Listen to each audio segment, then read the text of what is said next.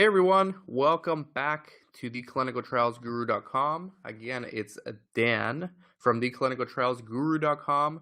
Today I'm interviewing a longtime guest, Darshan Kulkarni. Darshan is an attorney, right? He works in the clinical research and pharma space. He's also a pharmacist, so it makes him unique. There's only like a handful of people who are both attorneys and pharmacists in this country. Darshan is a thought leader. He's a speaker, educator. I mean, just look at his Twitter and all his bio there. Go to LinkedIn, get the whole CV. So Darshan, thanks for coming back. It's been like over a year. Yeah, thank you for having me again, Dan. It's been far too long. I know, I do consulting and I have a business partner who you just met. Yes. Yes. Although he's rarely appears on camera, although sometimes we've been doing more webinars. So he's Oh. been appearing on those. And whenever I tell people who are calling me for the first time, hey, I have a business partner, I'll have him on the line. They always say, yeah, I love when you interview Darshan. He's so good. And I'm like, well, Darshan's not my business partner, at least not yet. But yeah, no, this is another guy. So people have been watching, and yeah, I'm sure a lot of people will be happy to see you back. I'm excited to be back. Thanks again for having me. Yeah, so let's get into like Patient Manifesto. Can you talk about what this is? What are you working on?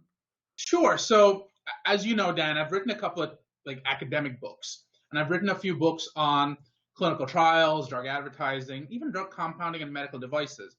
But one of the things that really stuck out to me was this idea that when I negotiated these clinical trials, I found um, me, whether I was representing the site or the sponsor, arguing over certain rights, and it was never the basic stuff that was figured out in Helsinki or the Declaration of Helsinki or in Belmont or any of those things.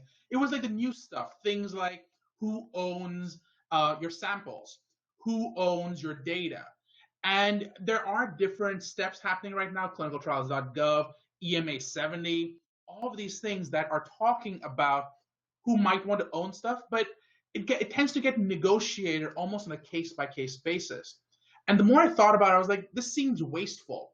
We really should be negotiating only the pieces that are unique. And these things shouldn't be unique. These should be, in many cases, standardized. It saves everyone time, saves everyone efforts, and in the end, who should this belong to? Should it belong to the sponsors? Should it belong to the sites? I mean, if you have like a Harvard or Johns Hopkins, obviously they're doing their own research and they're saying we own the data. You then get Pfizer or GSK or any of these large firms saying we paid for this research, we own the data. And the more I thought about it, the more I went, really, which one of them really should own the data? And then I went to the answer, theoretically, neither one of them. It's the patients who should own this data. And the question is, what kind of data? And is it all of it? Probably not. There are going to be bits and pieces of it that are relevant and bits and pieces of it that should be owned by the patients, but it shouldn't stifle research itself. So how do you draw that line? At what point is giving up so much information that patients can't actually, that sponsors or sites can't actually operate anymore? You don't want to be in that position either. A really good example of that was when with the FDA, and there was this whole push around conflicts of interest, and people were saying, we want no conflicts of interest associated with this. And the FDA was like, we agree, we want no conflicts of interest. And then turns out that they went so far along that path that that eventually the FDA had to backtrack and they had to say, we're going to give more waivers because we can't find people who can work with us anymore. Similarly, we don't want to be in this situation with patient rights. We absolutely want patients to have more rights and more ownership of their data, but we don't also want it to stifle research. So what is that line? I have some thoughts around it, and that's sort of the book I want to write. I want to reach out to patient advocates. I want to reach out to patients and go, what was your experience like? What are things you wished could have happened so that your life would have been easier? Because in the end, you're participating in a study because you truly believe that you want to help people. And if at the end you aren't being helped yourself, that's not fair either. Also, if people aren't being helped, that's not fair either. So how can we achieve these goals was the thought process. Interesting. Yeah, Twitter is ripe with these patient advocates. It is So, I mean, absolutely. I'm assuming you're mining Twitter and joining the conversations there. I haven't started yet. I've been trying to figure out which pieces to go into, and I think I have a Okay. core set of things, about 14 of them already, that I think would be great. But patient advocates are going to be a great. I want to reach out to some people like patients like me, which is Yeah, another group. But yeah, we're going to talk to them a little bit, hopefully, I and have get a some good ideas. contact. I have a good contact I met at Scope this year. I Yeah, actually interviewed her, and it's a sore subject, but we did like 15 interviews at Scope. I had a videographer, right? I nice. like 3 days worth of footage, right? And they're not out because they had issues with the files. They were like all corrupted. So I would refer you to that video, but instead I can introduce you on Twitter to Okay. this patient advocate I met from Baltimore. Okay. Yeah, she's like really good. She's really young, and she's all about rare diseases and orphan drugs. So she's very engaged on Twitter too. So remind me to introduce you to her afterwards. Thank you. Um, so let's get into, I mean, somewhat related to this, is advertising in pharma, right? Right. So, can you tell us kind of? I know when it comes to R&D, pharma Hmm. have budgets, and then when it comes to like marketing and sales, they have even bigger budgets, sometimes triple, right? Like double or triple the R&D budgets. Yeah. First of all, do you think that's the right mix? um, it's a really difficult question to answer, right? So the first question to answer is, should pharma even advertise? So a lot of people seem to believe in their hearts that pharma shouldn't advertise. You're here to save lives, and pharma should spend their money towards saving lives. What it reminds me of is the age-old question: if a tree falls in the woods and no one is there to hear it, did the tree actually fall? In the same, and does it make a sound? In the same way, if a drug is approved and no one knows, does it matter? Therefore, it's a nice way. It's the concept of saying don't advertise is all well and good, but why would someone invest? According to Forbes, I believe their last number was about $4 billion per drug, only to reach the end to find out that you can't advertise it anymore. So that's when people say, well, then don't advertise directly to patients, advertise um, to healthcare providers, things like pharmacists, to physicians, and the like. But then you have the patient advocates saying, we as patients want to have more control over what we do. We as patients want to understand what we're putting into our bodies. We as patients want to be involved in our own care. And if you consider each one of those, they all have a point. So the question is, you need to advertise. Who do you advertise to? So that's the first question. Hmm. Next question. Assuming that you are in the world where you are going to advertise, what is an appropriate amount to spend? As you and I both know, a decent percentage of any business needs to be devoted to advertising. A really good measure I use, it tends to be anywhere from 20 to 40% of your business lands up being spent in advertising outside operational costs. So, and depends on the business and each one of those things. If you look at pharma, that really becomes a measurement stick. Are they spending too much more than that? And when you look at it, they're actually spending a little bit less than that towards their actual marketing and advertising budgets. So are they really outside that line? Here's another way to think about it. Another concept I've thought about before was this idea that if patients are truly in a position where they think that pharma companies are spending too much of their money on advertising, there's a really simple solution to that. The really simple solution is buy the stock of that company and then tell, as shareholders, tell the pharma company, I don't want you charging that much money. It would be really interesting for a startup, say diabetic company that makes diabetes drugs, or a startup company that makes any kind of disease state drugs, to be funded by patients, 10, 20, $30 each patient, and crowdsource the funding. But the requirement at the end of it is you can only charge X amount at the end if you get approved.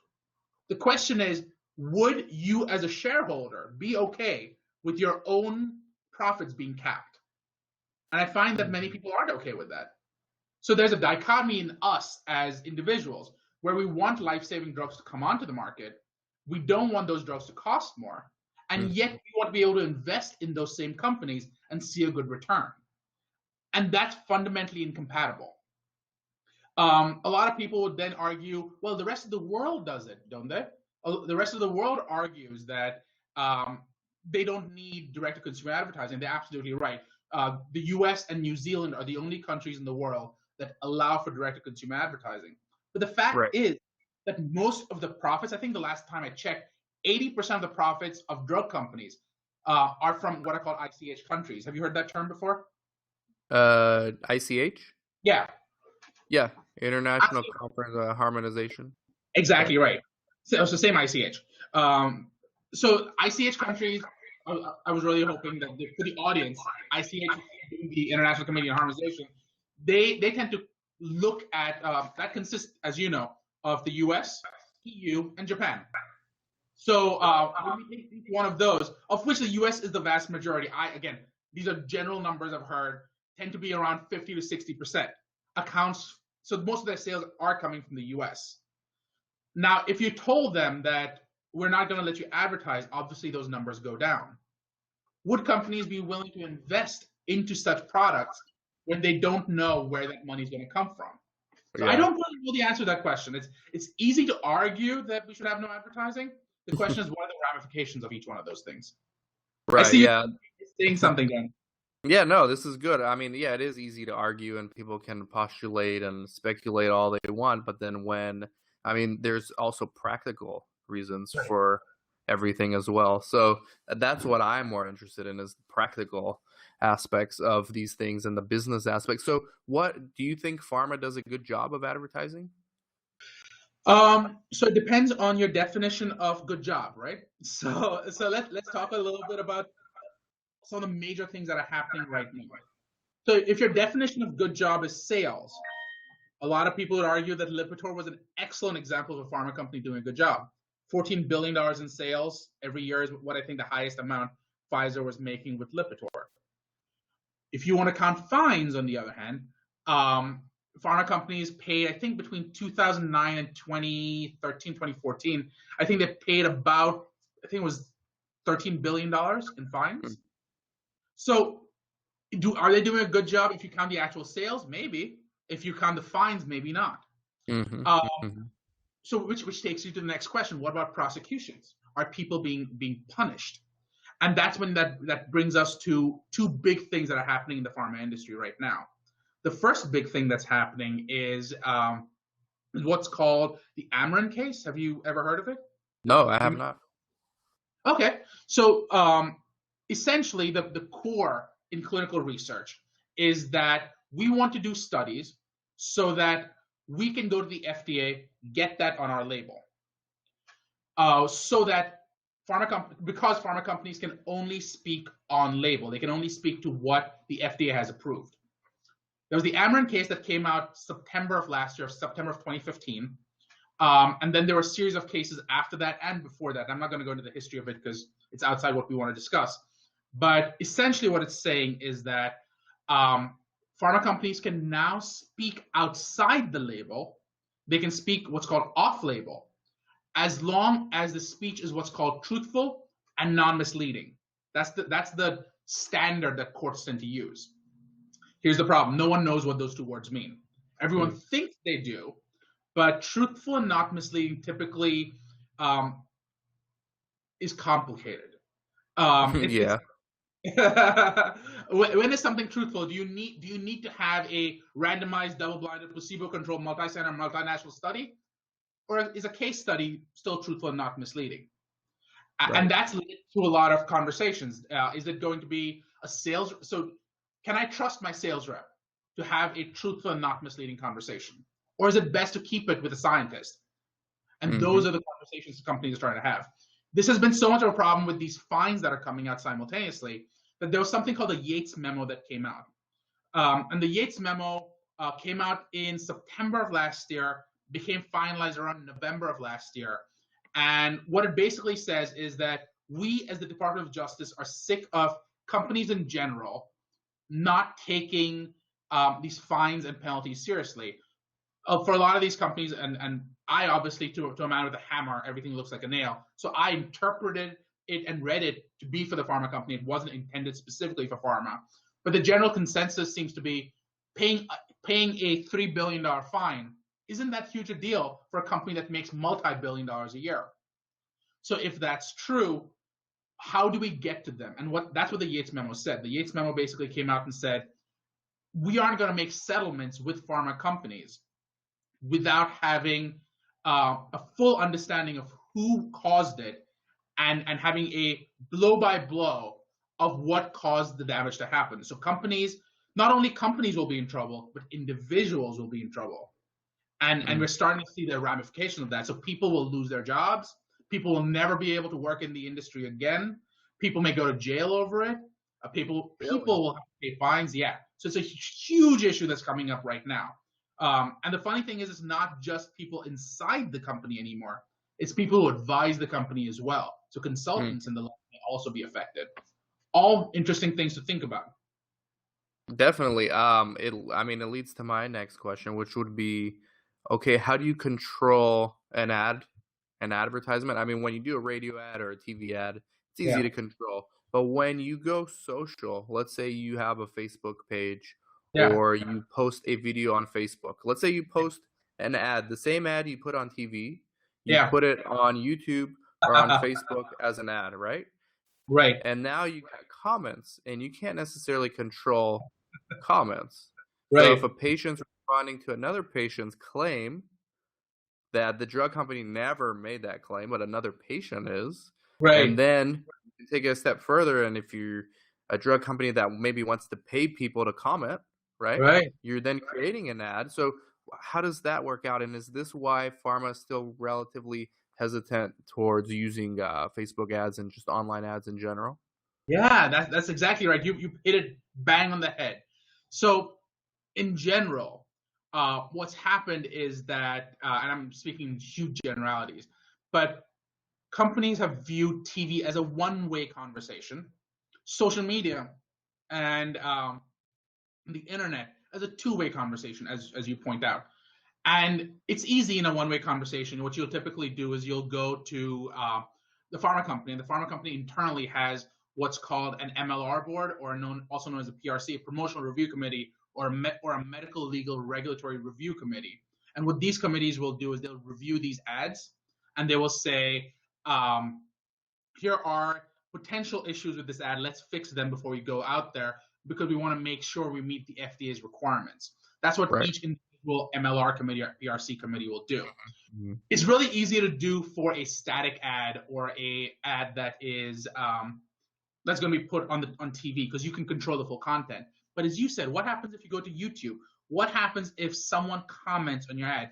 Can you like their comment if it's Facebook? Can you retweet their comment if it's Twitter? And in general, what the FDA has come out and said overall is, if you like, retweet, or control that medium in any way, that's your ad. So if they put it on your Facebook page, you have a responsibility to make sure that the content is accurate. If they put it on your Facebook page and you hit like, even more so, that's a problem.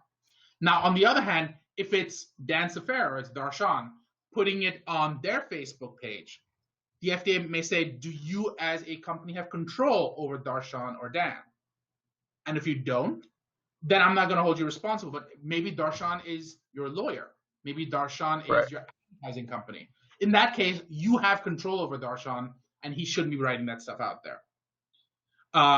And that's really when that line becomes blurry. Because when do you still have control? What if Darshan's contract with GSK expired 2 years ago? What if it expired last week? Each of which become interesting and important to look at. Does that make sense? Keeps you busy long term, Darshan. It does. And with this whole area and issue around off-label and truthful and not misleading, it becomes even more complicated, because the question is, no one knows, including the FDA, what truthful and not misleading means. Everyone has ideas, but until we get some more information from the FDA, life has to go on. And even until FDA comes through. And when the FDA comes through, then companies have to rejigger their entire process to see if it's compliant. And if anything, it's going to make things even more complicated. So we'll see. Right. Now, I want to pick your brain as we wrap up here. A Yeah. couple of follow-up questions. So I understand, and most of the audience will probably understand, in research, clinical research, when you want to run an ad, you Right. have to go through the IRB, get it approved, right? Right. Usually the pharma will have, the sponsor will have a pre-approved ad, and Right. then it'll be IRB approved, and then all the sites can use it. Right. Or if the site wants to make their own, then they have to get it IRB approved, right? Pretty straightforward process. Now, what are some similar regulations when it comes to advertising and sales? So advertising and sales tends to run it through their own quote unquote IRB, which is what I refer to as the MLR board, Medical Legal Regulatory Board. They have to review the ad, anything where there's advertising or non-promotional stuff, things like directed to physicians. Maybe it's journal articles. Maybe it is just the leaflets that are leave behinds that your sales rep might leave behind. Every single one of those has to be reviewed by the MLR PRC committee, and that's what makes things interesting. You have a situation where, in the case of clinical research, you have to worry about just what will your IRB say. In this case, you have to worry about if it's an approved drug, you have to make sure that well, actually, let's take an unapproved drug just to kind of make it even more interesting. If it's an approved drug, you have to have the MLR department look at it. But what if it's an unapproved drug? Let's say you're a startup company, you've got a phase 3 drug. What does that mean? So now here's the problem. You need to make sure that according to the SEC, you make full disclosure. According to the FDA, you don't promote off-label. You have to make sure the MLR is happy, and you have to make sure that your shareholders are happy. How do you do all those things at the same time? SEC wants full disclosure, as much information as you can. FDA wants as little information as you can, and that's a really scary balance to draw. So what do they do in this case? Like, what are they doing now? So what they look at is what are the FDA's requirements and what are the SEC's requirements? What does full disclosure mean? How much do I need to disclose before I'm speculating? And that's really what both of them are afraid of. Both SEC wants you to give enough disclosure so that they can make decisions on facts. FDA wants you to make enough disclosure so that it makes decisions on fact. The problem is, what is the definition of fact? SEC wants you to make enough disclosure that people say, oh, I can invest based on this information. FDA wants you to make enough disclosure so that people realize this is not representative of enough information to make healthcare decisions, or it is representative of making enough information to make decisions. And that's the interplay that is complicated. And the more you talk to people in the industry, the more you talk to people in government, they recognize that there's an inherent conflict between the two. And they're like, it's a topic I really rather avoid, is what a lot of them actually end up saying, because we don't know how you actually do that properly. Right. It's case by case basis, I guess. Exactly. Fascinating stuff, Darshan. We got to do more of these. Absolutely. It's always fun to pick your brain. Thank you very much. If anyone wants to get a hold of you, what do they do? Best way to get a hold of me is you can always, as Dan and I have been talking about, Twitter at FDA Lawyers, and that's FDALAWERS, or you can email me directly at darshan@conformlaw.com or darshan@kulkarnilawfirm.com. They all reach me. Or just reach out to Dan, because let's be honest, Dan knows everyone. So yeah, reach out to me. I'll get you in touch with Darshan. Thank you, Darshan, very much. Thank you. Learned a lot, and let's do this again. And Sure. Thank you, everyone, for watching. This is Dan and Darshan from the Clinical Trials Guru. Take care. Thank you.